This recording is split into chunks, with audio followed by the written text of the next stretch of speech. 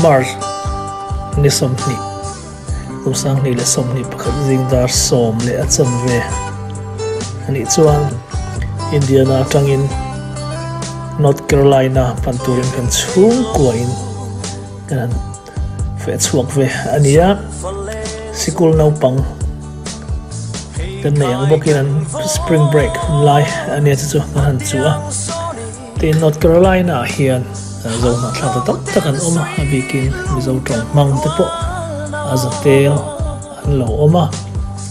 an soidan chuan khot huma hian kanin thene an tia darkar khatkal te an ni hlom ma tin Indianapolis atang hian North Carolina an capital Charlotte hi mel zanga somrian velania chuchu motor hian chawlmi alawa kan kaldon chuan darkar kuwa kan thleng thei ani amaro chu Charlotte tlenma hian Asheville antia hemi khuwa hian puzir kung te chung ei mi zo tong mang an lo oma zo na thlak chu in ni vel chau kan ome antia anni chung he kan vatlo a an hnen a hian zan ni chamin kan om nge ni tuna kan hu hi an mani om na huang chung ania amo em me thing tlang mo tak an soyang de kha ania pangpar te po hian atimoi le zuala big takin tlang ram ten tian hian tlang hu tu om bokan hi boruak po hi anuam em me ten tuna kan thlir mek video a hian zo na thlak te tin mizo te hian en tin nge an khosak chiat ni that ni en tin nge an no om re en ti chan chin te kan thlir pa dona kan va kom tu te hian en tin nge khosak an mizo na hi an la vong tha en ti te kan thlir ho dona ni thi ni chiat ni that ni an chiat te en tin nge an lo en re bol dan ang chi te en ho tu te kom na kan nei boka chuang te po chu kan thlir ho dona ni Charlotte City kan thlen chuan putluang te tena kan thlenga kan thlen zana thlen rol tha te an rom lenga saprama omni ma ilama ni tong ngai na re theilova ma ni tong han ti ti ang chi the kan ngai ne ema kan rebor bor thi bokani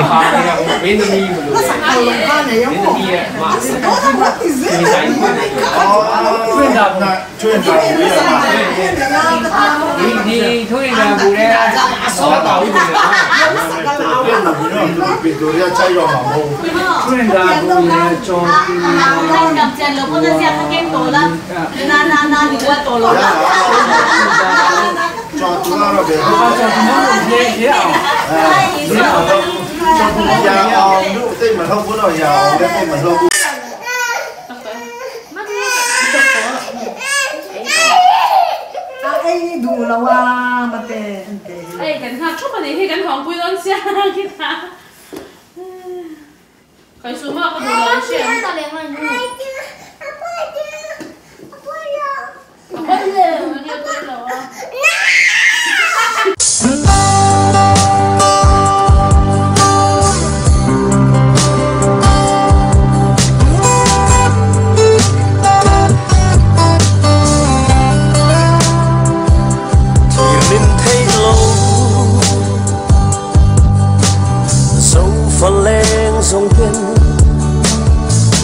khai cần vô mà tiếng gió đi hằng lâu tên suy lung cần hoa nào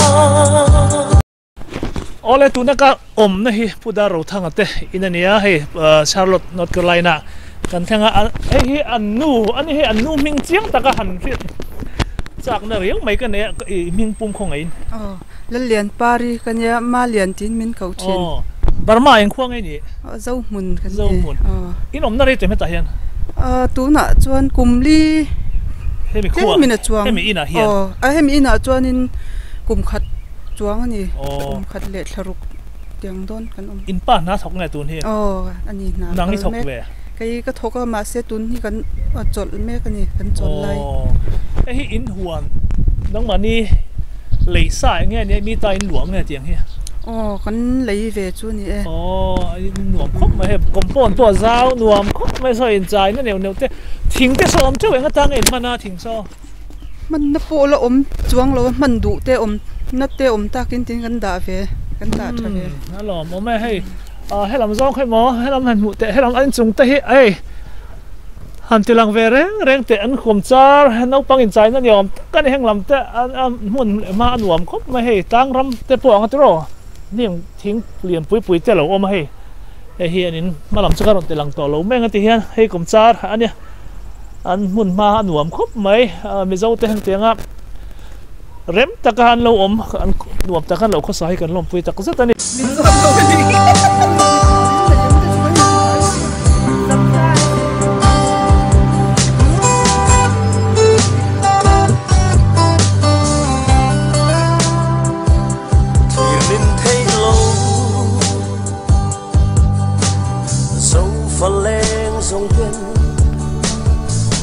khai gần vô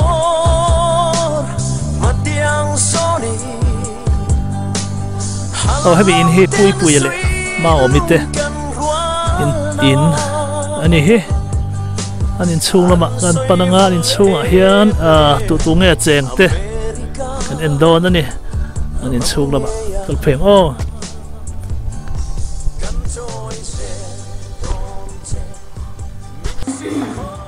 pui à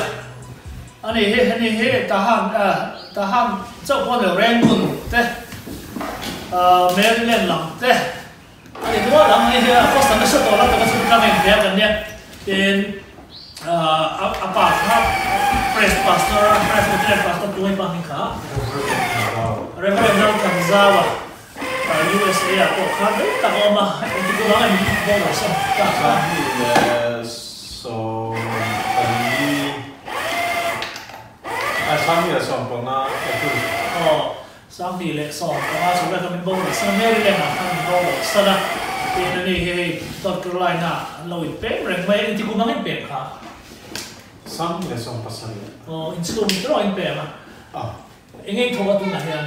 còn thì Michael sana plum in thật plum cái bây giờ ta xin hành plum bảo lâu tắm không mấy ăn lẩu bò chảตลอดคุยกันไม่ปล้องแบบเขาไปสัตว์หน่วยนู้ดอลลาร์หน่วยกับดอนหลอกที่ให้โลกที่ไอ้ตำรวจจะบอลหลอกละตลอดคุยแต่ก็สักทีให้กาแฟไม่ลงเสียมากทุกแบบเจ้ากันเท่าไหร่ข้าวกันหลอกมันเกือบตีห้าล้านใส่หน้า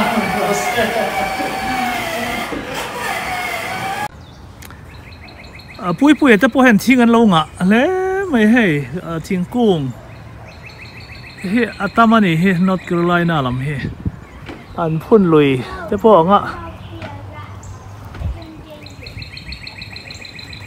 ไอ้ปุยแต่กลมจาร์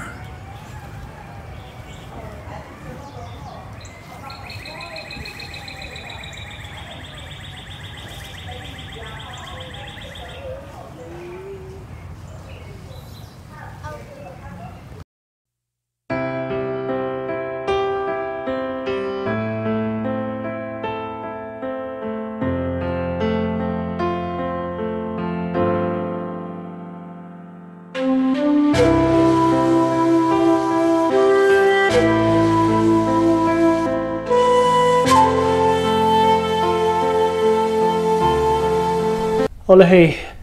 ani he thiam pavula, ani he khua hian kumrei tak, alo om to akhosat tu, fiam thu kan ti thin, ani akhosat tu nipa om hial, akan ngai ani te na mazara mizo tam tak ten, an he khua hian an lu ta, mel khiat thain siamin chung kuangin an lo oma lo khosathina. Tin tuan cuma kan jinna poin hain ina zan ni kan ria ka putluang te ina zan ni kan ria nuan nin zan ni kan ria le chu tiang chuan in thian tha kan lo ni ba ka ama himit mi tlom ngai le mi khwal nei to chuan ina hian hei a tura pianga ei tura som tu ania ama chuma pokan lom em metin zo du kan nei he khuwa hian mi zo te ti nge loin an lo khosak an loin kai hruai dan ti hi ama tang hian tam tak hriat tur poimo kan nei ni in ka hria ten ko thran lama po ama hemi poimo tak ania ani hian min chang don ani ole in khua hian Mizo Society of America hi indingem kan khua ti han kan din dan cho state in kan dinga North Carolina in Mizo Society of America ti kha kan dinga chu kan bultan na kha High Point khua kan phaya chuan Pastor Rodol te kha localin khamituma khanin Mizo Society of America ti khan kan dinga chu de chuanin mun khatangin kan oma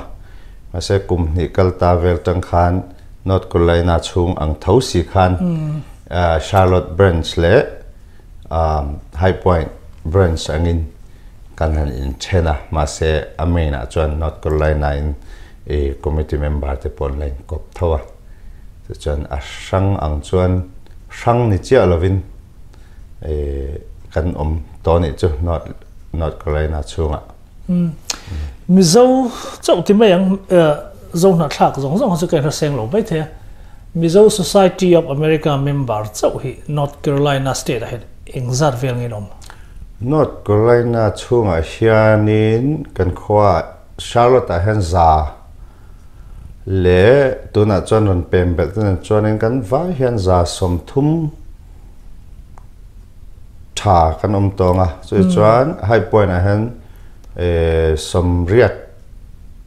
tha an to a chuan New Bana tlema zong an boka kan za vai chuan za thum don chu kan ni ve tong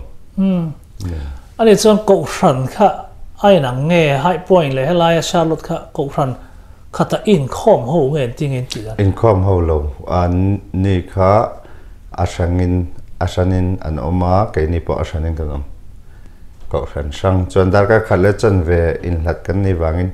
in khom pol thei ani lawa mar chu tun ma ero deuh kha chuanin in khom fin chan zau kan nei the nang ni heta hian pastor nei nge noma pastor hi kan nei a pastor hi pastor Sanglian Cheu ania hal khamenia Mizo kan din khan kan nena ama hi pastor sa Baptist pastor kumhlona lo ne kolram lama po abik takin tamu lama son rong bol thina naga lamte ketiang ang koki tiang hokara chu ani pastor lo ni sa to kan nena an chen veta ka chuan ti khan rong bol tu angin kan chor chun zoma ma se thalo hanti chiam angin kan kallem lo a mingin lom man te kan siam sak ve chu tiang chuan in pastor nei chu kan ni ve chu Mizo tong in nge service in mana enti halka tong in nge Mizo tong in service kan manga kan pastor chuan falam tong in sermon thin Mizo lavel tin savek saveka ani kan pastor sermon hona chuan falam tong in sermon Mizo tong thiam lo ba mo chu in tha thiam ve vek ti na nge chu thiam ve vek atlang puin kolram lam atanga kal he chuanin kan in riat pol deuh veka kan tha thiam deuh veka tin han soi thui la Mizo kan din ma hian kan thlan hema halka ko ran he a chawa chu da chuan falam po nam tin tlang mi to phot ka chu ta khan nom phota chuan falam ti khanin falam ko ran ka falam ti chuang lovin Charlotte Chin Christian Church ti khan ain la sangta chuta chuanin atam zok kha falam min nia Mizo kha chu bul tana kha chan ke ni chung chau kha kan ni me chuan falam tong khanin in khom kha chu kan mang de bra la po Mizo la chu sak zau khom ve khati khan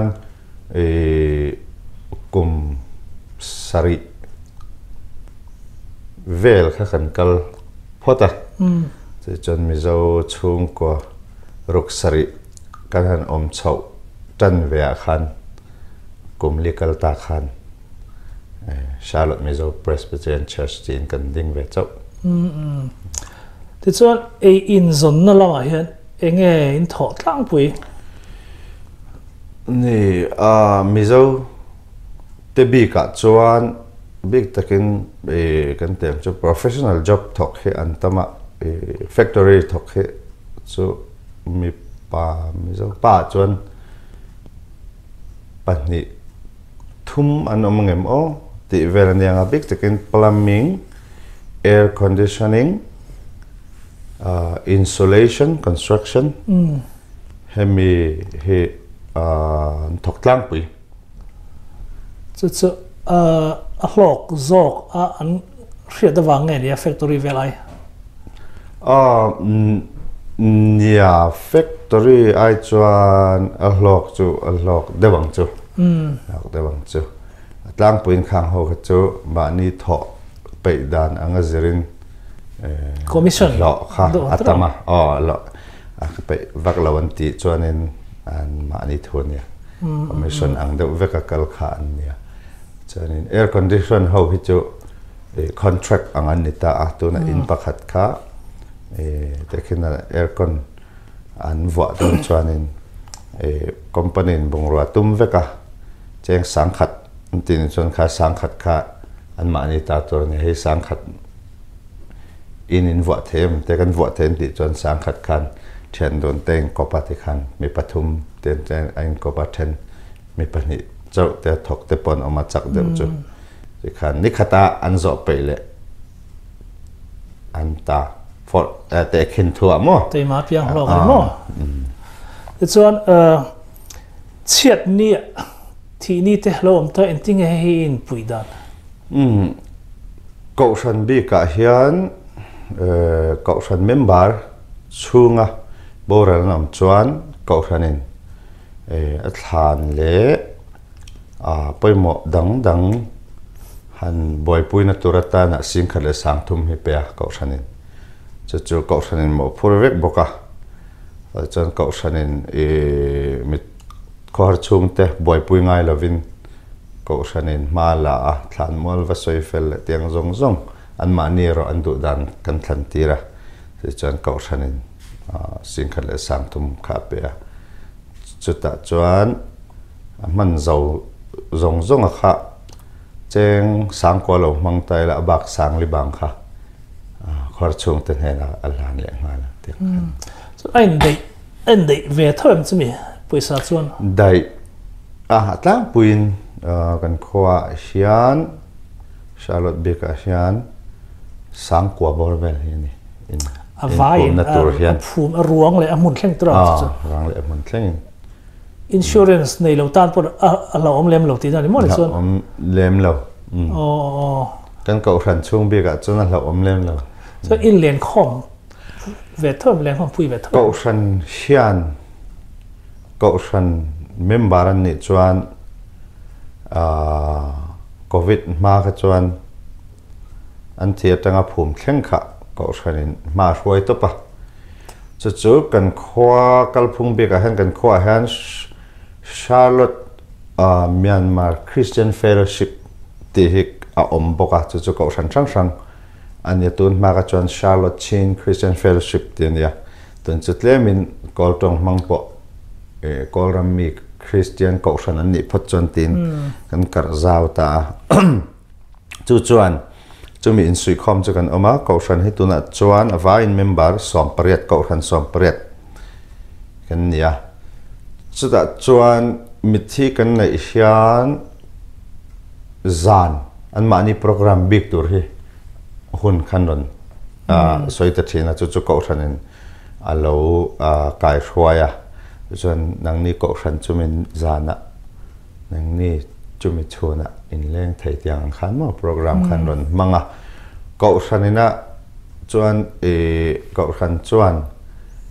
a bultan zan an boral zan khachu midanga pelowin ko ranin mo pura chumi zoa an vui zan kha ko ranin ala boka ti lo khachu ti khan sem koala ko ran ron thut pui du ko ran sang an tam chuan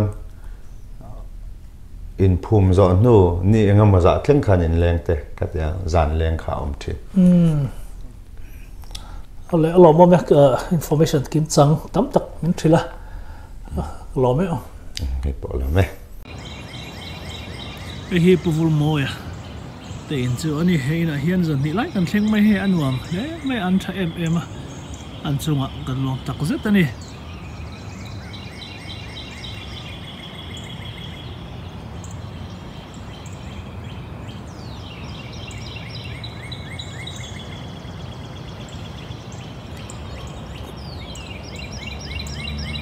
Zingda riat aridona khua lo dur bok nen khua avar thachi alovina langa savram te he tam khop me an veng lama hen lunga tileng le mai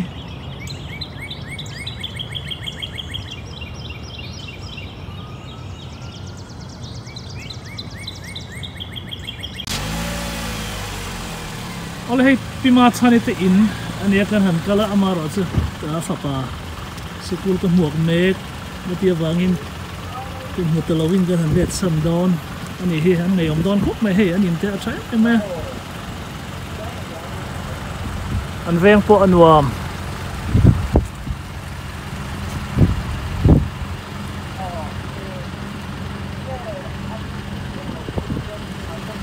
tun ason hey tourist guy nu hian da phone kuala ti hian kan kan kal na tur ani he min zon sak char phone kuala kan kal na tur ma min lak sak char engla wa khani udaro nu na te udaro nu na nu pui thana khan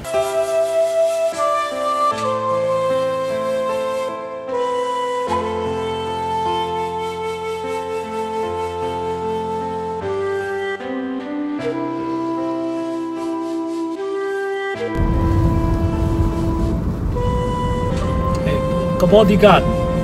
tourist guy ni bok pui te ne min khoi phei hei khoi lam kan kal don ka hello tu ni khoi amon kal don tu te na ma thang ma mi te na valma ma te in lama kan pan don ani hei kan cham chungin motor min khal sakati hian tu la min wa puya anula a fel em bok ani zong lai ani bok thir tu te lama tangin zong lai ani ti kha karon report ani hi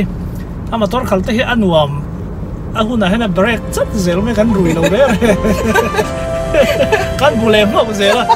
achang chuan e dam doi esa te lo tu po di mai the khalo esa si lo he han bulem lo anga tu po sa kan bulem tek to ni ka ya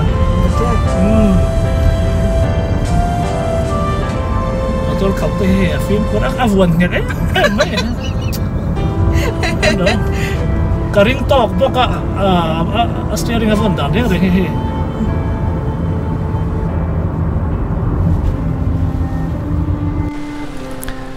ruasuna sakop me tuna hian wal ma male thang ma mi tein kan thleng che he anin malama kan dinga tuna hian kan lut don ani anin chunga kan kal don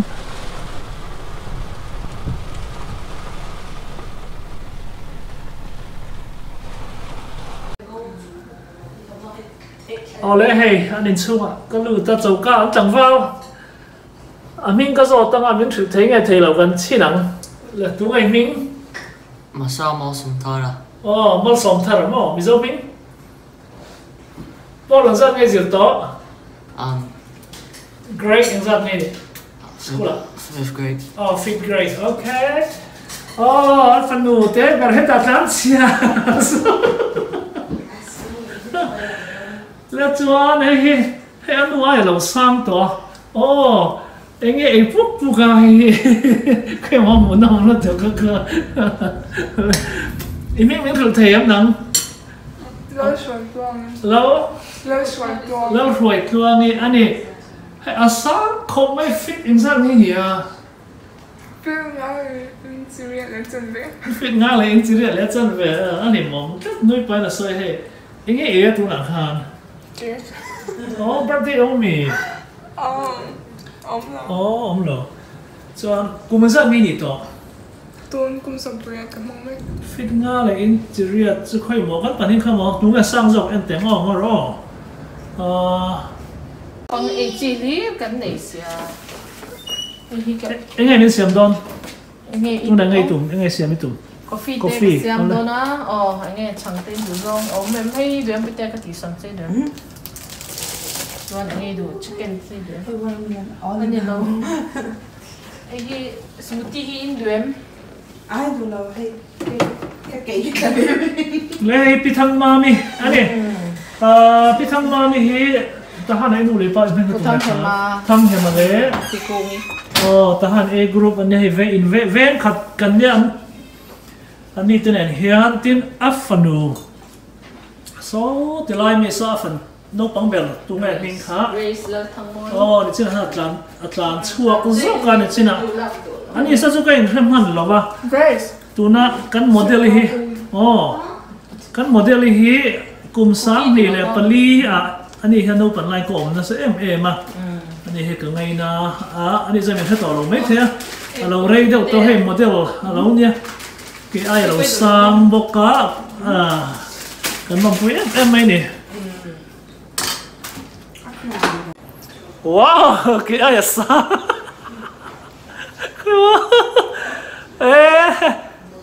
anh nấu bằng xe hè cái ai sang mà tao mày model tu này thôi mà school à model này thằng ai em Chi National Day à te Mizote à te CY à te Miss Decatia. Oh, ni bo. La Chin National Day at yang te eng ange model i vai. Mizo tuang cái show tin. Oh, Mizo tuang cái show tin it so. Mizo tuang in tuang lai ava mua vật zao về le tro, thap ta ko mua vật zao về. Em tin mo. Cái phone anh này mà mình hụt thêm cái mỏ, còn anh tặng cái phone chưa? Sáng sẽ sáng mà giam ngài luôn em sẽ full reng ro phong ngày cha đi lu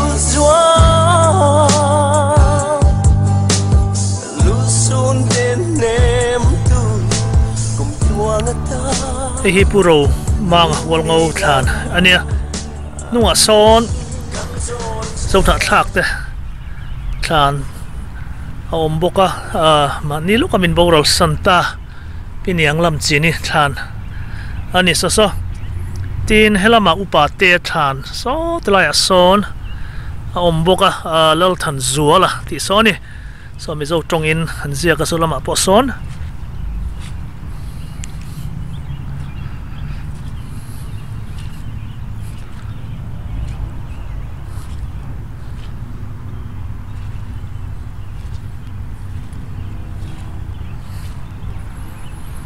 so lal than zuala ani upate kan timaya ani hian min boral san boka heta hian hei hemi khuwa hian zona thak te abik takin Mizo Society of America member te ani hloma mi pathum he thana hian he muna hian a phumin an om to ani kan ui tak zet ani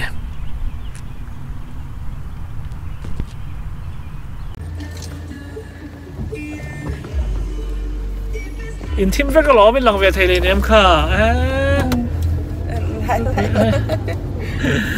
downtown kan kal mek ani he tun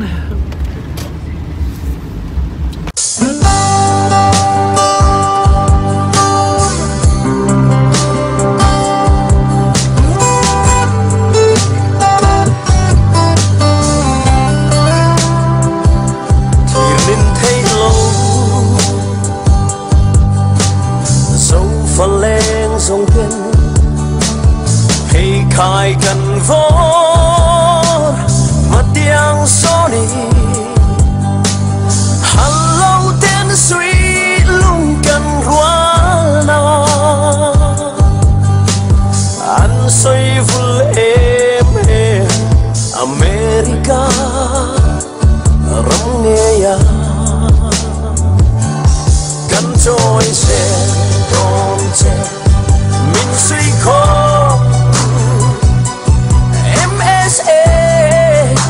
Cause I'm going to whisper to you Indiana, Iowa, North Carolina,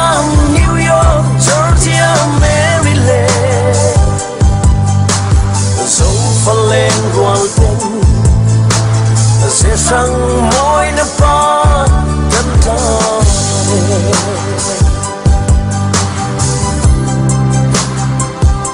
chuyện chắn thì ngầm dấu phần lên dòng tên cột chùa gần ra rầm lên năm ta chín dấu tư đen ôm măng ý mơ anh xoay vừa em America rắm nghe ya gần trôi xe con trẻ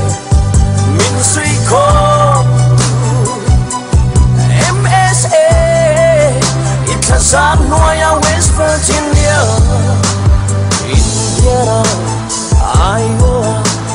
North Carolina New York Georgia Maryland dấu phần lên hoàng tên sẽ sang môi nó ba chân ta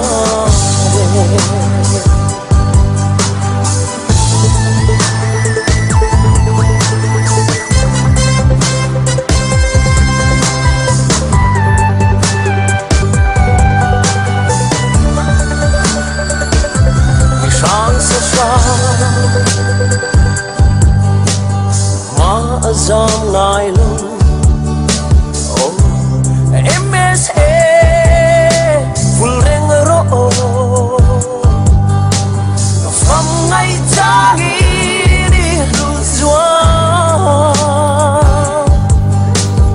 lu sun đến nem tu cùng chua ngất ta lu ni la cắn trôi xe đom xe mình suy khó MSA Itazan Noya West Virginia Indiana Iowa North Carolina New York Georgia Maryland dấu phần lên hoàng tên sẽ sang môi nó ba gần ta dấu phần lên hoàng tên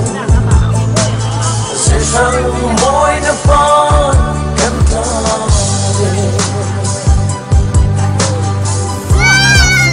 Wow. Bắt tay lỡ thì nó lồm gì? Bề bồm hay nó lồm gì?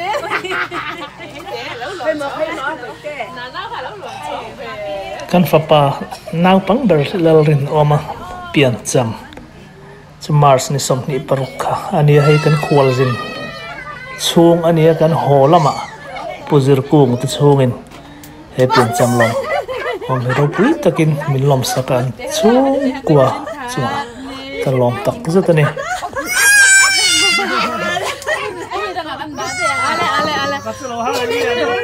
Mày tê tao làm sao tao làm sao mày tê cái mà lẩu chuông á mày tê mày tê tao làm sao này mày tê tao vậy bên đi nào mày tê mang sớmนั่นล่ะmangสมไอ้ทะเลที่ตำดอนเอ๊ะไม่อยากเต้นคุ้ม ไม่เล่นด้วยเวลานี่เอ้ย Happy birthday พ่อเอ๊ะชุดสิแล้วทีสักวันเจ้าเนี่ยจะให้เรียนเป็นตั้งแต่บ้านเต้เอ้ยไม่เต้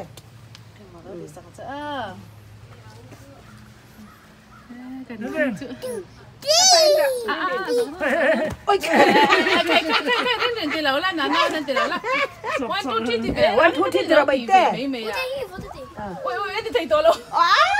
ชุกกันจะไม่ได้มี